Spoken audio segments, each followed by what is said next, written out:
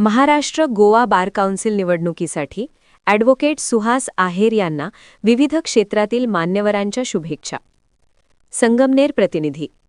महाराष्ट्र गोवा बार काउन्सिलच्या आगामी निवडणुकीत ॲडव्होकेट सुहास आहेर यांनी घवघवीत यश संपादन करावे या सदिच्छेने योद्धा फॉर द जस्टिस या न्यूज चॅनलचे कार्यकारी संपादक संजय क्षत्रिय यांनी त्यांना शुभेच्छा दिल्या.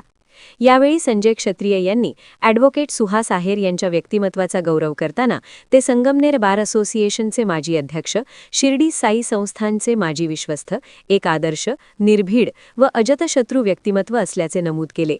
कायदेविषयक क्षेत्रात त्यांनी केलेले भरीव कार्य व सामाजिक जाणीवेतून केलेले योगदान हे बार काउन्सिलसाठी दिशादर्शक ठरेल असा विश्वासही त्यांनी व्यक्त केला. या शुभेच्छा कार्यक्रमास विविध क्षेत्रातील मान्यवर उपस्थित होते.